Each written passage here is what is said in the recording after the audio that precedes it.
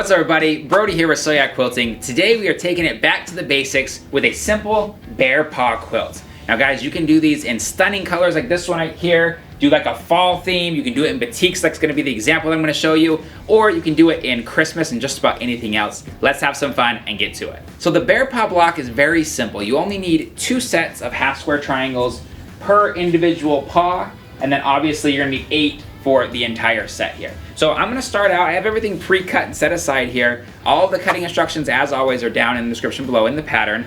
All the patterns are free, check them out if you haven't already. I've got my first little half square triangle here, and what I'm going to do is I've already marked a line, I'm going to sew down each side. Again, pretty simple. I'm gonna show you a lot of variations here you can do as well. Now this is a great opportunity too to practice your chain piecing, because if I had all of my half square triangles laid out here, obviously this is just a demo to show you how to do it, but I would then do the next one and the next one and the next one, flip the whole strip around, next one, next one, next one, next one, and work out your half square triangles. Here I'm just gonna flip it like this and go down the other side. I've sewed down each side, we're gonna cut it in half, press it, open it up, and then we're ready for our next step. So my blocks are sewn, they're cut. Now they're going to be looking like this. At this point, we need to go ahead and square them up and trim them up so we don't have the little dog ears. If you have a Clearly Perfect slotted trimmer, we highly recommend them. Go ahead and use that. If not, go ahead and just square them up the traditional way.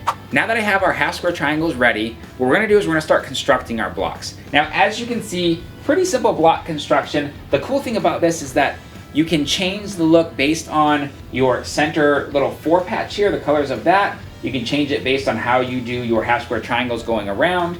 And then as your big block happens here, you can also decide, hey, I want to put my center pieces all the same color. Like this quilt here, I want to do them different colors. You have the options of mixing and matching. You can make it look very uniform all the way down, or you can make it look scrappy.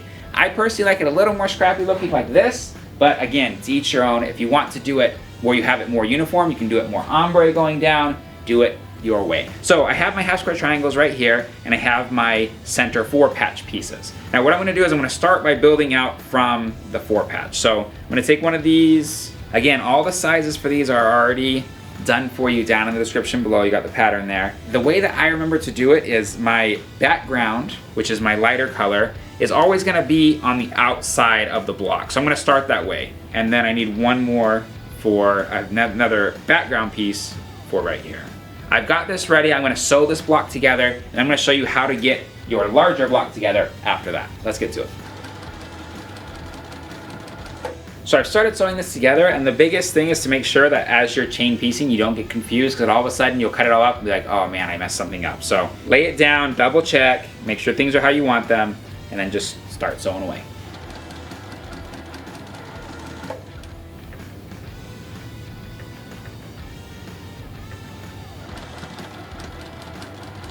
Okay, so I've got my basically 9 patch sewn together here with my half square triangles. So this is going to be one of my blocks. We're gonna repeat that process, obviously, until we have enough to make the desired size quilt. And then what we're gonna do is I'm gonna show you right now how the different layouts work after I've pressed this block open. I have my little miniature bear paws ready, and we're gonna turn them into the larger block here. Now again, this is where the creativity happens. So as you can see in this one right here, all of my center little 4 patches here are the same color.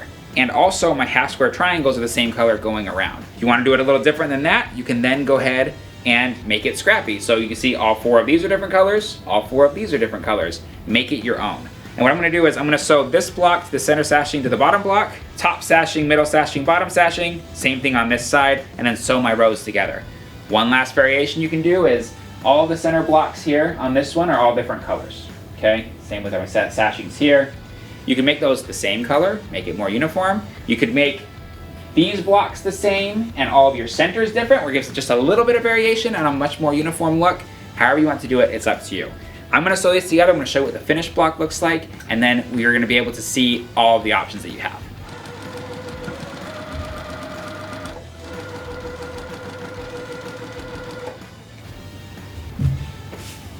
Okay, so first block is done here. You can see how it came out. I love the batik look on this one. Obviously, I'm gonna take this block, I'm gonna reproduce it until I have enough to make my quilt, and then I'm gonna sash it, and like I said, you can change out your little center stones here to match, to be scrappy, however you want.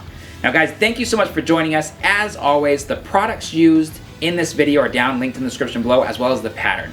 Like I said earlier in the video, make sure you check out the patterns we have on our website, sewyeahquilting.com, and make sure you join us on one of our live events on YouTube as well, Tuesdays and Saturday nights at 5 p.m. for the Newstash and the Destash.